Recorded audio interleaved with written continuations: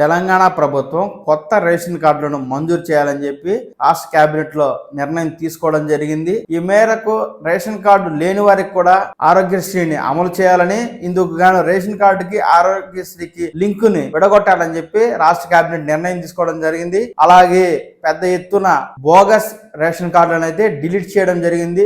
దీనికి సంబంధించి పూర్తి సమాచారాన్ని మనం ఈ వీడియో ద్వారా తెలుసుకుందాము. నమస్కారం, నా పేరు Pavan Kumar. Welcome to Pavan talks Telugu channel.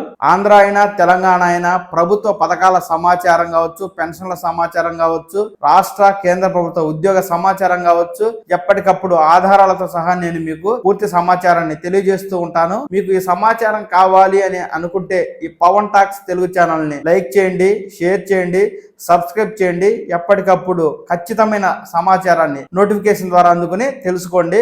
ఇక విషయంలోకి వెళ్తే, తెలంగాణ రాష్ట్ర కేబినెట్ సమావేశం అవడం అనేది జరిగిందండి. ఈ సమావేశంలో ప్రజాపాలన కార్యక్రమంలో కొత్త రేషన్ కార్డులకు దరఖాస్తు చేసుకున్న వారికి కొత్త రేషన్ కార్డు ఇవ్వాలని చెప్పి ప్రభుత్వం అయితే నిర్ణయం తీసుకోవడం అనేది జరిగింది. ఈ కొత్త రేషన్ కార్డు జారీ ప్రక్రియ అనేది ఎప్పుడు మొదలు పెడతారనే సమాచారం అయితే మనకు మంత్రివర్గంలో అయితే ఇవ్వలేదు. ఈ మేరకు ఏ న్యూస్ పేపర్ లో కూడా ఈ యొక్క కొత్త రేషన్ కార్డు ఎప్పుడు ఇస్తారు అనే దానిపై ఖచ్చితమైన సమాచారం అయితే లేదండి.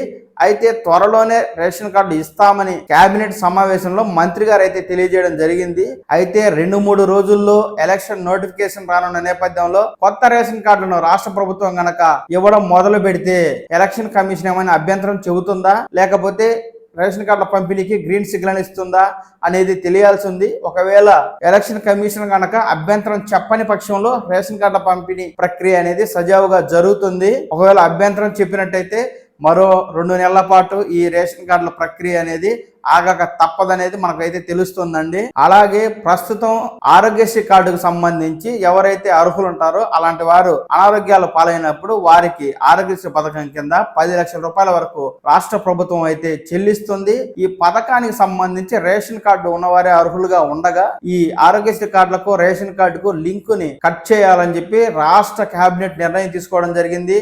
ఈ మేరకు రేషన్ కార్డుతో సంబంధం లేకుండా ఆరోగ్యశ్రీ కార్డులను పంపిణీ చేసేందుకు విధి విధానాలను రూపొందించాలని ముఖ్యమంత్రి రేవంత్ రెడ్డి గారు అయితే అధికారులను ఆదేశించడం జరిగింది. మనకు ఇకపై ఆరోగ్యశ్రీ కార్డులు రేషన్ కార్డు లేని వారికి కూడా ఇస్తారు.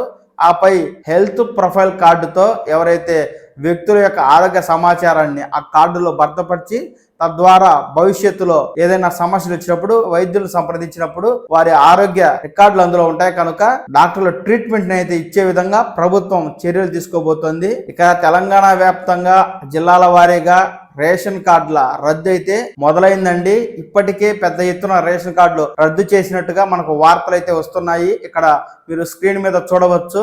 ఒక్కో జిల్లాలో 4 నుంచి 5 వేల వరకు రేషన్ కార్డును అనర్హులు పొందుతూ ఉండగా వారందరినీ కూడా తొలగించినట్టుగా మనకు వార్తలు అయితే వస్తూ ఉన్నాయి. ఎవరైతే రేషన్ కార్డులో పేరుండి చనిపోయిన వారు, రేషన్ కార్డు ఒక చోటు ఉండి స్థానికంగా నివాసం ఉండని వారు, పెళ్లి చేసుకుని మరో చోటికి వెళ్లిపోయిన వారు, ఇలాంటి రేషన్ కార్డులన్నీ కూడా అధికారులు గుర్తించి రేషన్ కార్డుదారులకు ఎలాంటి సమాచారం ఇవ్వకుండానే వీటన్నిటిని రద్దు చేసినట్టుగా అయితే మనకు తెలుస్తోంది. ఎవరైతే అనర్హులుగా ఉన్న రేషన్ కార్డుదారులను తొలగించిన తరువాత మిగిలిన రేషన్ కార్డుదారుల సంఖ్యకు అనుగుణంగా బియ్యాన్ని అయితే అధికారులు కేటాయించడం అనేది జరిగింది. వేలాది క్వింటాల బియ్యం ప్రభుత్వానికి మిగిలినట్టుగా మనకైతే తెలుస్తోంది. కాంగ్రెస్ ప్రభుత్వం వచ్చిన దగ్గర నుంచి ఈ పౌర సరఫరాల శాఖలోని ప్రజా పంపిణీ వ్యవస్థను అయితే సమూల ప్రక్షాళన చేపట్టడానికి నిర్ణయం తీసుకుంది.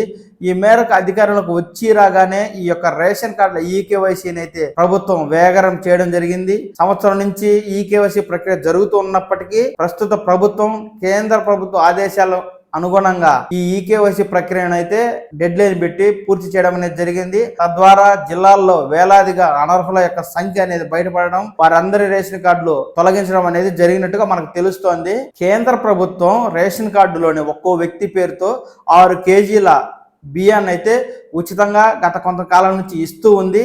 అయితే దేశవ్యాప్తంగా రేషన్ కార్డులు పెద్ద ఎత్తున బోగస్ కార్డులు ఉన్నట్టు వీరందరూ కూడా ఆయాచితంగా రేషన్ సరుకులను పొందుతున్నట్టు గుర్తించి ఈకేవైసీ ప్రక్రియను అయితే చేపట్టడం అనేది జరిగింది. ఈ మేరకు ఆంధ్రప్రదేశ్ లో 5 సంవత్సరాల క్రితమే వైఎస్ఆర్ కాంగ్రెస్ ప్రభుత్వం రాగా వెంటనే ఈకేవైసీని చేసి పెద్ద ఎత్తున రేషన్ కార్డు అనేవి తొలగించడం జరిగింది. ఆ విధంగా లక్షల సంఖ్యలో రేషన్ కార్డులు అనర్హులు బయటపడడం, పెద్ద ఎత్తున పెన్షన్లను కూడా తొలగించడం అనేది జరిగింది. ఆ విధంగా తెలంగాణలో కూడా ఎప్పుడో ఈకేవైసీ చేసి అనర్హులను తొలగించాల్సి ఉండగా గత ప్రభుత్వం నిర్లక్ష్యం చేయడం, ఈకేవైసీని తేలిగ్గా తీసుకోవడం, అనర్హులు ఏరివేత చేయకపోవడం, కొత్త రేషన్ కార్డు ఇవ్వకపోవడం, కొత్తగా పెన్షన్లను మంజూరు చేయకపోవడం జరిగింది. ప్రస్తుత ప్రభుత్వం ఈకేవైసీకి డెడ్ లైన్ పెట్టి అనర్హులు అనే వారిని తొలగించినట్టుగా మనకైతే తెలుస్తోంది. అయితే కొత్త రేషన్ కార్డులు ఎప్పుడు ఇస్తారు అంటే కనుక ఇప్పుడు ఈ బోగస్ రేషన్ కార్డుల ఏరివేత అనేది జరుగుతూ ఉంది. ఇప్పటికే చాలా వరకు తొలగించడం అనేది జరిగింది. ఈ ప్రక్రియ పూర్తి అయిన తరువాతనే కొత్త రేషన్ కార్డులు ఇవ్వాలని చెప్పి ప్రభుత్వం భావిస్తున్నట్టుగా తెలుస్తోంది. 2021 నుంచి పెద్ద ఎత్తున మీ సేవలు అయితే అర్హులు కొత్త రేషన్ కార్డు కోసం దరఖాస్తు చేసుకోగా ప్రజాపాలన కార్యక్రమంలో దాదాపు 20 లక్షల మంది వరకు దరఖాస్తు చేసుకోవడం అనేది జరిగింది. ఈ రేషన్ కార్డులు ప్రక్రియ అనేది వివిధ దశల్లో ఇప్పటికీ పెండింగ్ లోనే ఉన్నాయి.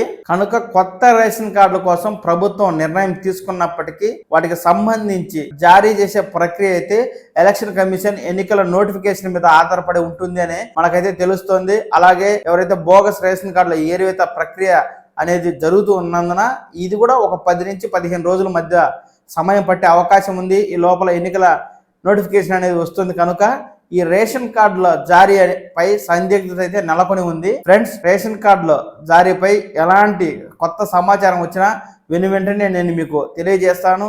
ఆ సమాచారం మీకు కావాలి అని అనుకుంటే మీరు ఈ పవన్ టాక్స్ తెలుగు ఛానల్ని సబ్స్క్రైబ్ చేయండి. ఎప్పటికప్పుడు తాజా సమాచారాన్ని నోటిఫికేషన్ ద్వారా తెలుసుకోండి. నమస్కారం.